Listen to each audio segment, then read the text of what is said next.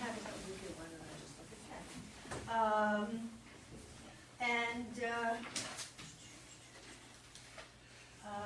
Ken, would you come read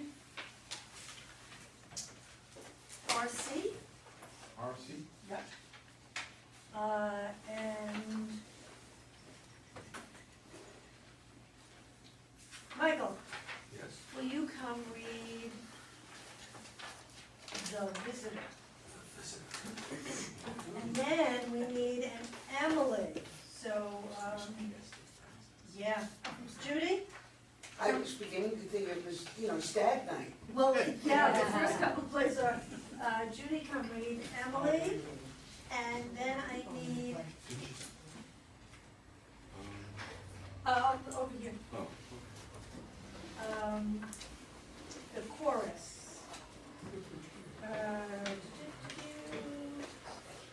Who's that? Marjorie, come read the chorus. You should have enough seats all around. 1, 2, 3, 4, 5, 6. I should have one more. Yeah, you need to go here. here's a screen. Yeah, that's great. Yeah, yeah. So, I have my copy. There it is. Stage directions. Yeah, we're going to pull them. Stage directions. My company stage directions. Okay. That's right, I did tell you we could use yours for stage directions. Yeah. I forgot about that. Okay, begin, you have to read the descriptions of the different cast members. When he says who you want, raise your hand so we know who he's discussing. The Three Prayers Answered, really adopted from Chaucer's Knight's Tale, a play by Larry Rinkel. Characters: Thaddeus Persack, 50s, Governor of the Union State of California. Emily, 20s, his niece. Palmer, 20s, a Confederate private from Oklahoma. R.C., 20s, a Confederate private from Tennessee. The Visitor, any age or gender. Thank you. That's it. A flexible line. Thank you. Chorus, any age or gender. Okay. Setting, the Cult Tower and grounds in San Francisco where Palmer and R.C. have been imprisoned following the Battle of Telegraph Hill, the Second U.S. Civil War. Time, about 2065. Synopsis. In the Second U.S. Civil War, 2 rebel soldiers and friends named Palmer and R.C. are imprisoned in a Union tower where they fall for the lovely Emily. No longer friends but rivals, they are sentenced to fight until one loses his life. And although R.C. wins, unexpectedly he dies, leaving Palmer to claim Emily for his wife. A note on the scansion. The play is written in rhymed accentual verse, that is, more or less a regular number of stresses per line, no matter how many syllables. So as long as the players find strong beats, all the weaker syllables will fall into place. From morn into night, each convinced he was right, all for the girl they had seen just once in the early light, till one fine day the governor himself unlocked their cell and asked, which one of you pieces of rebel filth is Rehoboam Callistus Terrell? At rise, the chorus enters as prologue. Now use your imagination to project some years into the future, 15, 20, 40 or more, when the glowing rift between red states and blue exploded into the Second Civil War. In the aftermath of the bloodiest battle, the siege of San Francisco's Telegraph Hill, 2 Confederate soldiers, the best friends Palmer and R.C., lowliest of privates, not even worth the effort to kill. One from Oklahoma, one from Tennessee, were captured by California's governor, General Thaddeus Persack. while lying both unconscious and bloody, then taken from the grounds littered with corpses, hot and muddy, and interred in the highest cell of the 200-foot tall Colt Tower, where they were waterboarded, sleep-deprived, beaten with sadistic power, and chained in humiliating positions from night to morn. When they weren't being tortured, they spent much of their time looking out a tiny window, till one morning Palmer woke at dawn to see a vision fated to turn both their lives about. You see Palma and R.C. imprisoned in the tower. Oh man, that girl, I'm in love. What girl? Down there, you moron, sunbathing. Get away from the window. Oh man, that girl, I'm in love. Slow down, bro. Hey, you can't love her too. Why not?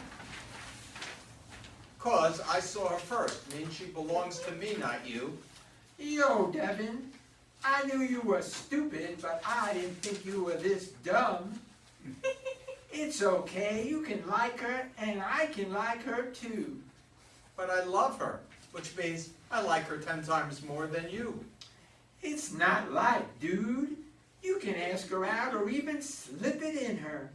We're stuck here forever 200 feet in the California air.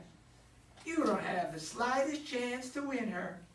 You don't know nothing about her, not even her name. Yes, I do. Her name is Emily. Now, you're totally insane. It could be Tiffany, Amanda, Melissa, Marissa, Julie. It don't matter. Her name is Emily. She's mine, and I saw her first. So this went on for several weeks, every day for several hours. I'll spare you all the gnashing of teeth, the epithets, the taunting, the glowers. From morn to night, each convinced he was right, all for a girl they'd seen just once in the early light, till one fine day, the governor himself unlocked their cell and asked, Which one of you pieces of rebel filth is Rehoboam Callistinus Terrell?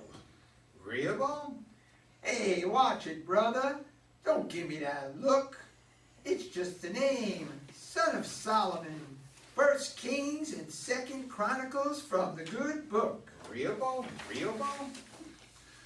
All right, Terrell, you're free to go. Here's a ticket for all your stuff. But listen good, you must leave San Francisco and never return. Now, nowhere in the state actually would be good enough, because I've seen how you've been looking at Emily, my niece. Ah, She's not for you, you rebel dog, you vile scum, worth no more than the lowest beast. If it were up to me, you'd rot forever in this tower. But unfortunately, I've been overruled by the higher power. He wants to see you, he wants to see peace between blue states and red. And much as I'd like to kill you, I won't go over my head. So get out now before I give in to my instincts and kick you out of this window so high. And don't forget, if I see you ever again, well look, Johnny Reb, that's the moment you die. and why is Rehoboam free and not someone with a normal name like me? The other mongrel speaks. Can't provide the answer the rabid pit bull seeks. Except some luck out, some are left out in the cold. And some are left to rot in this tower until the time they die or grow old. Hey, Rehoboam, guess what? Now who gets to see Emily every day? Up yours. And I hope you rot in jail for the rest of your natural life. While now that I'm free, I'll find some way to disguise me and make Emily my wife.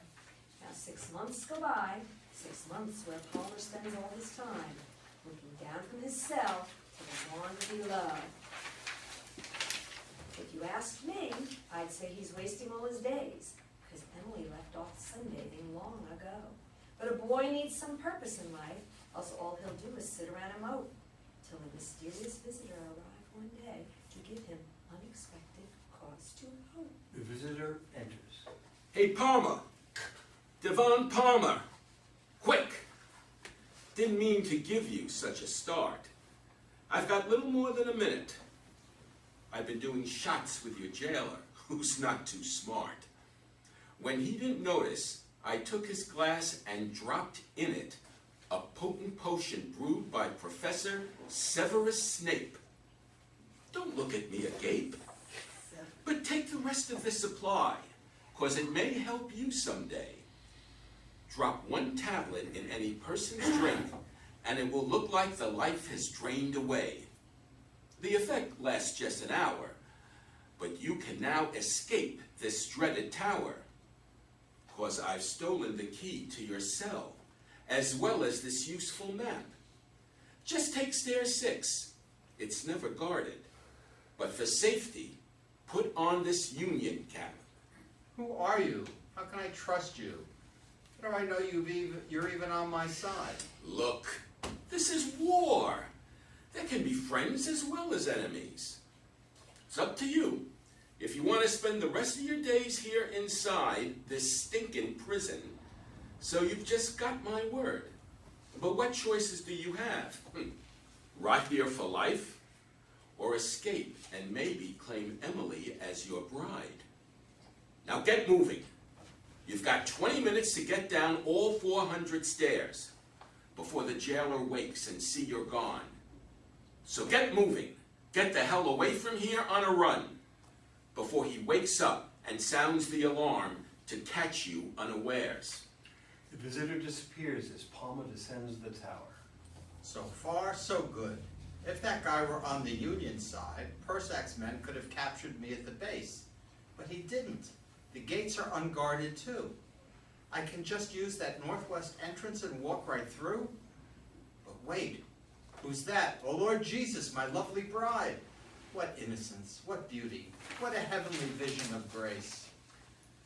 So now that you've learned some new kind of chords, both augmented and diminished, I think that will end our session for today. But there's lots to come more. Our lessons are hardly finished. That voice, Next time I want to show you all about modulation. it can't be. I'd rather learn about suspensions and anticipation. I'll give you suspensions. I'll teach you modifications.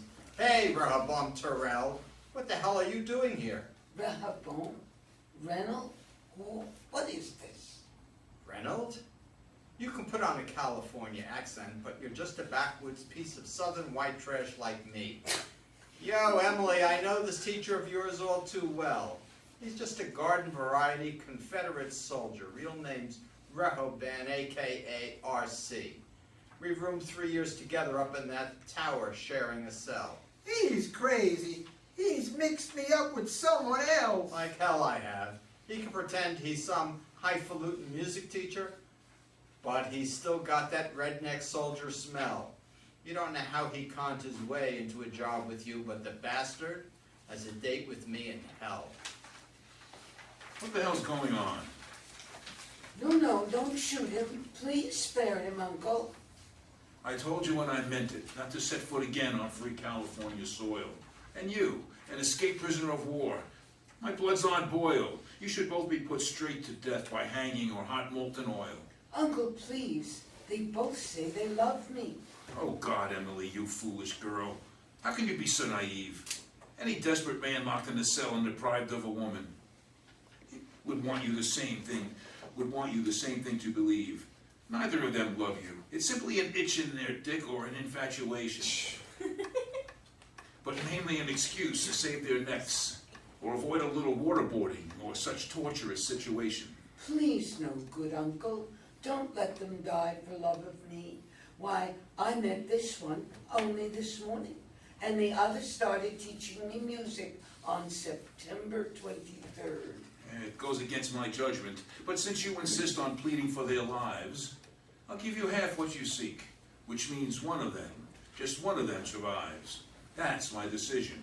Trial by combat. Bare-fisted Greco-Roman wrestling. Bare-fisted Greco-Roman wrestling tomorrow, no holds barred, and whoever kills the other claims your hand. The loser will get fair burial. The wild dogs will enjoy him for dinner. So, one will live, one will die, and the virgin here will marry the winner. So back to your tents, and before you sleep, to your heathen gods you may want to pray, for tomorrow will be to all of you a wondrously decisive day.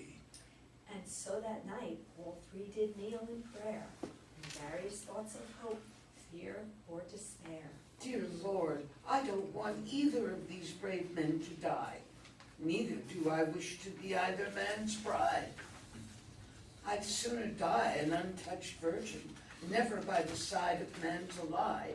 But if it is my fate that I must be wed, I pray you spare the one who loves me the most for my bed.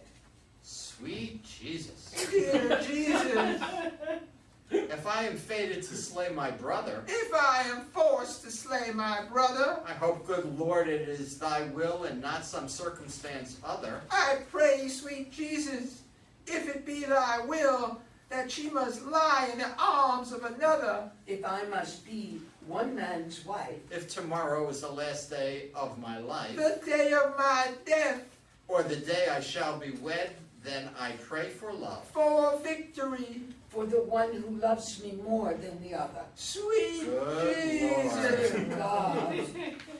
Amen. Amen. More chorus. The dawn rose clear, chilly and cold by San Francisco Bay. The dappled sun illumined the tower, the wharf, and the Golden Gate at break of day.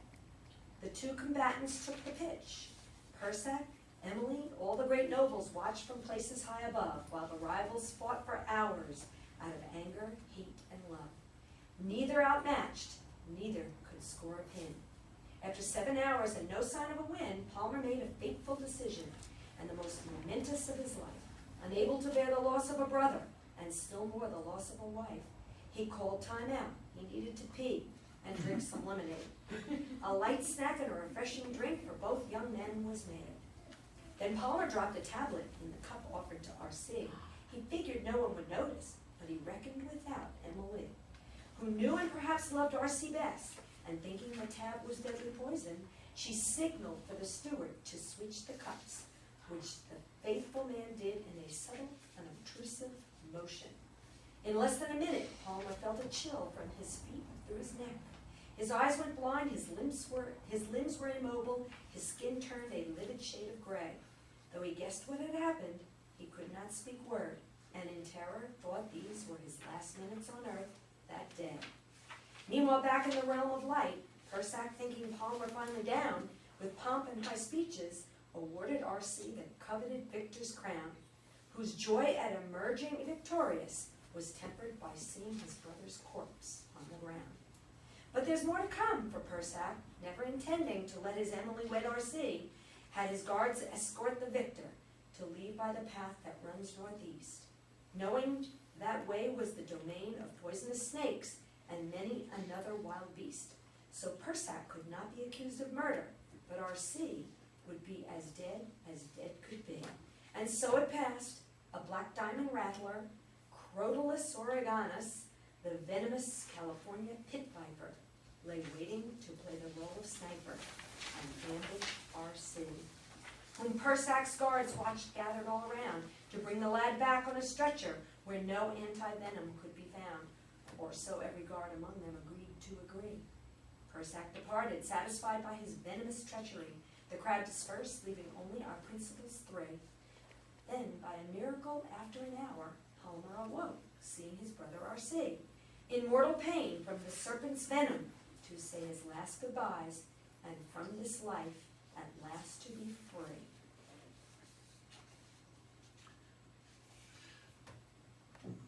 Good direction. R.C., mortally wounded. Palmer and Emily are alone on stage. Hey, Em, we never had time to learn about suspicions and anticipations. But Palmer here, he plays a mean guitar to give you all the required explanations. I think I've got just a few minutes left to do whatever I've got left more to do. Bro, I'd do anything to exchange places with you. Don't say that, man. You won her by right. You saw her first by the dawn's early light. You loved her most. I was just a competition. Never told you this before, but you're the one I really love. And now that you know that, it was just one more impossible ambition. So put it out of your mind. Just give me a decent burial so my remains aren't left behind. For Persac's hounds, and do me one more thing to commemorate my memory. Your firstborn boy, you'll name Rehoboam after me. How about we keep it short and just name the kid R.C.? I prayed to the Lord to grant me victory. I prayed to the Lord to let me marry the man who loves me true. I prayed to the Lord to make you my wife, Which he did, Which she did. which he did too. but that cunning trickster Jesus, he loves his little joke, his witty little turn of the screw. 'Cause though I won the battle, I paid for it with my life. Was it worth it to have looked out that window too? Lost my best friend, lost my wife, my life, lost my chance to make Emily my wife. The chorus re-enters as epilogue as R.C. dies. So that's the tale of two brave young soldiers in the Civil War of 2065. It's like the fate of the country in that many never managed to survive. The red state Oklahoma boy and blue state California girl fled to parts unknown to escape the governor's spies and lived modestly as best they could away from Persac's vengeful eyes. They only had 3 girls, so Rehoboam C. Palmer was never conceived. But all 3 had the initials R.C. as a reminder of how deeply they were bereaved. For from their brother's ashes on their mantle, they built a commemorative shrine in hopes his death was not in vain, but could lead to something true and fine.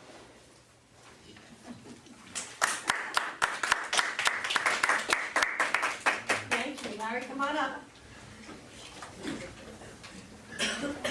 I hadn't figured out whether it was funny or sad.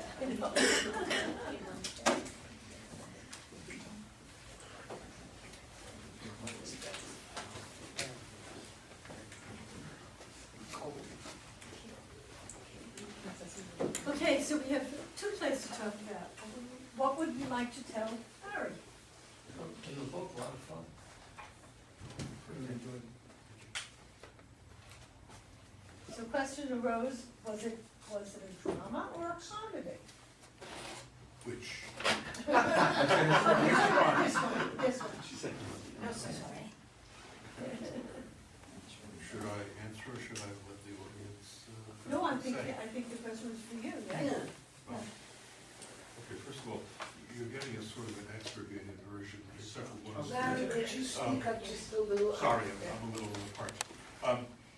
You're getting a slightly expurgated version of the text, except for one slip. That was pretty obvious. I intended it, at least the second one, as a romantic tragedy. There's maybe some elements of humor, but primarily serious. It's adapted from The Knight's Tale from Chaucer's Canterbury Tales. I don't know if any of you know it. It's a fairly well-known story. Shakespeare and Fletcher used it also with True Noble Kinsman, about 2 rivals in love. And I updated it with a number of,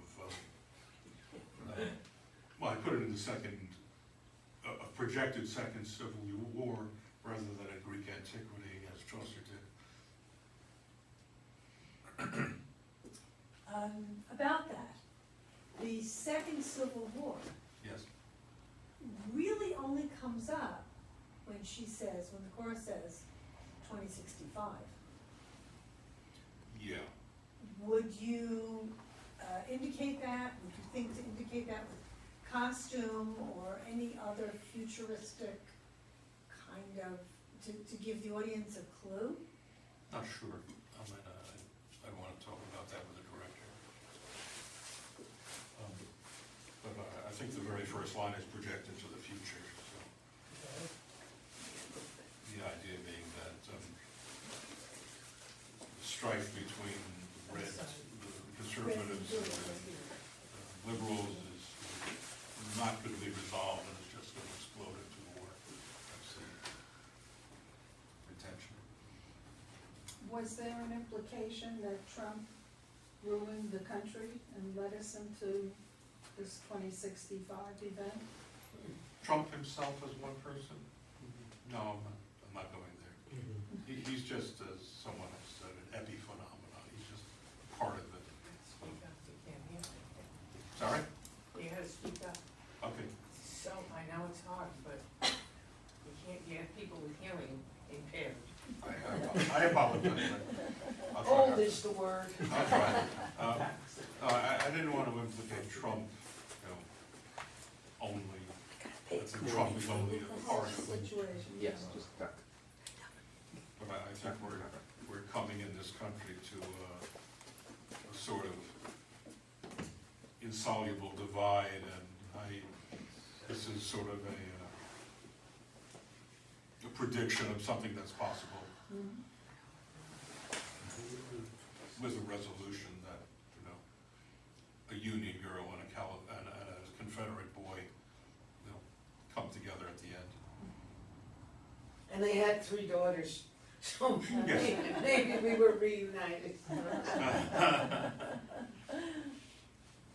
How long did it take you to write this play? Several weeks.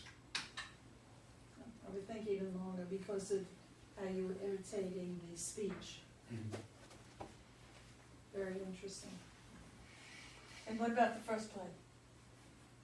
The Flying Dutchman? That was kind of funny. I mean, I don't think you were too serious there. No. No, No. because, I mean, the whole situation of his description of opera, Eric's description of opera, which I think, a goodly percentage of the population would agree with. And then, of course, the 2 guys, having such extremely different, that was a lot of fun. And it was clean, and it didn't have anything I couldn't put on in a library. You want a copy? Yes, please. Okay. Sure. I liked it, the first one, because you didn't have to know much about opera to understand it and enjoy it. That is true. And yet, you were quite serious about opera, and you weren't putting it down or making fun of it or goofing it. It played both ways. I'm not a Wagnerian fan or anything. I like opera. So I didn't understand some of the Wagner allusions, but I didn't need to get it. I thought it was very even-handed, funny on both sides. So good job. Thank you. Opera doesn't have to make sense. No, and the fact that, the conclusion was because the music went major. Right. Oh, that's fine, it's a happy ending, okay, I get to die, you don't have to jump. I loved it. Yeah. And I like your ending, in the first one, so they end up getting back together, and what are they gonna do? Instead of watching opera, they're gonna go watch Game of Thrones. Even less But understanding. they're gonna take turns. Right, makes even less sense. Right.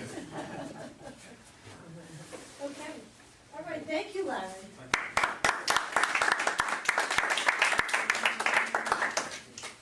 What's next one? Oh, thank you. But it'll be like a year from now. Okay, if you'd like to Thank- use it. No, please let me I'm know. right in the middle of working on